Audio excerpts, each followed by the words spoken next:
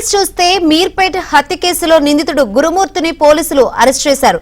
Scene reconstruction, DNA report ఆధారంగా అతడే చంపినట్లు నిర్ధారించారు.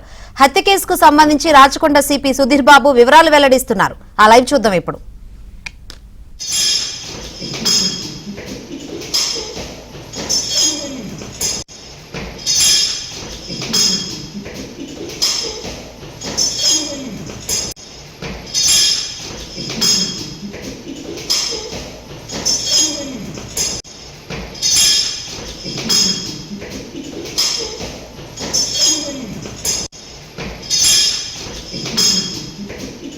బీచ్ కదా ఏనా మహత్యం లాంటి కనబడుతుందా, ఏమన్నా ఈ నేరం ఇలా జరగలేదని అనిపిస్తుందా, ఇంత క్రూరంగా మనిషి బిహేవ్ చేస్తాడా, ఇట్లా ఉంటారా, ఇంత రేర్స్ ఆఫ్ రేర్ వేస్లో ఒక వ్యక్తిని చంపుతారా అనేది we are really lot of things in our mind.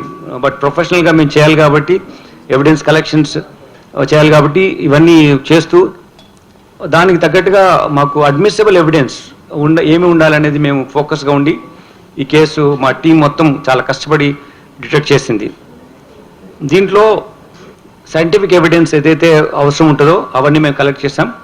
అవి కోర్టు వారికి మేము సబ్మిట్ చేస్తాం. అంతేకాకుండా ఈ వ్యక్తి ఒక కొన్ని రోజులుగా ఇతను వాళ్ళ చేస్తున్నటువంటి ప్రవర్తన పైన కూడా మేము we have certain information about him. That will be part of investigation. ఇతను మన మీకు తెలుసు, మాకన్నా ఎక్కువ పేర్లు మీకే తెలుసు, but as part of formality I will tell the names.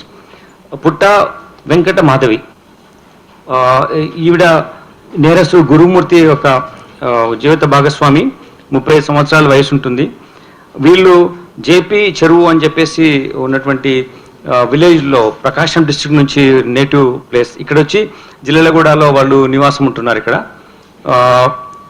ఇతను నేరస్తుడు గురుమూర్తి 39 సంవత్సరాలు. ఇంతకుముందు ఆర్మీలో పనిచేసి వచ్చాడు. ఫుల్ టర్మ్ అతను ఆర్మీలో సర్వ్ చేసి వచ్చాడు.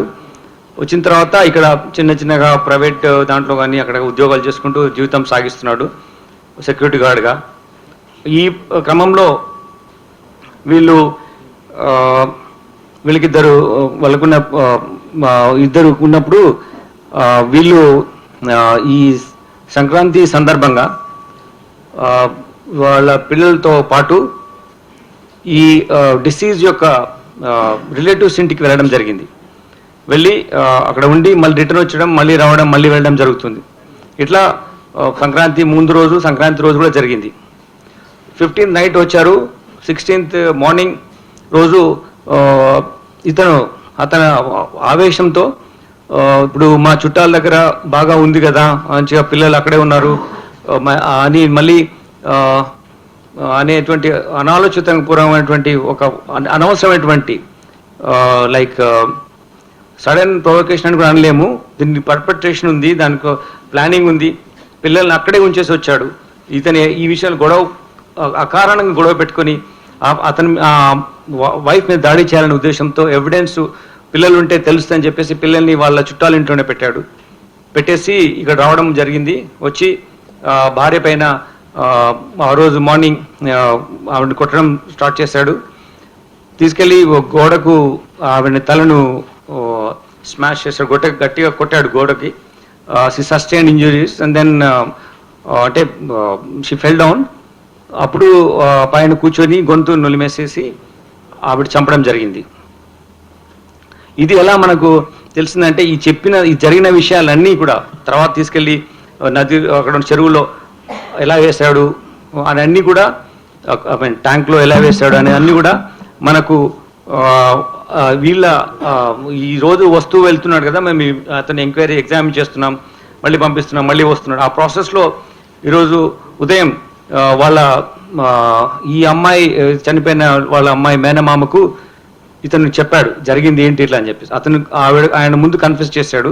ఆ కన్ఫెస్ చేసింది అతను వచ్చి మళ్ళీ మన పోలీస్ స్టేషన్ పిలిచినప్పుడు ఇలా జరిగిందని చెప్పాడు ఇదంతా. దీంట్లో ఇవన్నీ కొట్టడం జరిగిన తర్వాత, ఆవిడ చనిపోయిన తర్వాత ఆవిడ్ని ఇంట్లో ఉన్నటువంటి కత్తితో ఫస్ట్ లెగ్స్ కట్ చేసి, తర్వాత 2 చేతులు, బాడీ పార్ట్ ఒకటి, దెన్ తల, ఈ 4 పార్ట్స్ కట్ చేసి వీటిని ఒక వాటర్లో పెట్టి హీట్ చేస్తాం కదా మనం చిన్నప్పుడు స్నానం చేయడానికి పెట్టుకునే అటువంటి దాంట్లో పెట్టి చిన్న చిన్న పార్ట్స్ చేసినవన్నీ పెట్టి వాటి హీట్ చేశాడు, బాయిల్ చేశాడు. తర్వాత వాటిని తీసుకున్న బాయిల్ చేసిన తర్వాత ఈ ఆ పీసెస్ తీసుకెళ్ళి even it's two I mean I don't understand how a person can behave like this. It's ultimate stature of barbaric nature, inhuman way of doing things. Utterly, it is rarest of rare ways of doing and killing a person this way without ఏ మాత్రం పశ్చాత్తాపం లేని విధంగా. ఆ ఇంట్లో చంపిన తర్వాత, ఆ చిన్న ఇల్లులో చంపిన తర్వాత ఒక ఇంట్లో రెంట్కుంటాడు అతను. చంపిన ఆ బాడీలో ఉన్న పార్ట్స్ తీసుకెళ్ళి ఒక పెద్ద స్టవ్, వాళ్ళ ఇంట్లో గెస్ట్లు వచ్చినప్పుడు చేయడానికి ఒక స్టవ్ ఉంది, దానిపైన పెట్టేసేసి ఆ సిలిండర్ కనెక్షన్ ఇచ్చేసేసి ఈ బాడీ బాయిల్ చేసిన పీసెస్ని ఆ మంటలో పెట్టి కాల్చాడు. కాల్చిన తర్వాత అన్ని బీడ్స్ కాల్చిన తర్వాత అప్పుడు అతను అవి తీసేసి ఒక పెస్టల్తో దాన్ని రోకలి బండ దాంతో తీసుకొని ముక్కలుగా చేసి అది వేడి అయింది, బాయిల్ అయింది, వేడి అయింది కాబట్టి అది చాలా ఈజీగా ఉంటాయి కాబట్టి దాన్ని పగలగొట్టడం జరిగింది. చిన్న చిన్న పౌడర్ లాగా అయిపోయింది. అయితే లొకాట్ ప్రిన్సిపల్ ఉంటుంది. ఇక్కడ నేరస్తుడుగా నేరం చేసినప్పుడు తప్పకుండా ఆయన యొక్క ఎవిడెన్స్ అక్కడ వదిలిపెడతాడు. ఆ ఎవిడెన్స్ వదిలిపెట్టిన ఎవిడెన్స్ని పట్టుకోవడమే ఆ పోలీస్ అధికారుల బాధ్యత.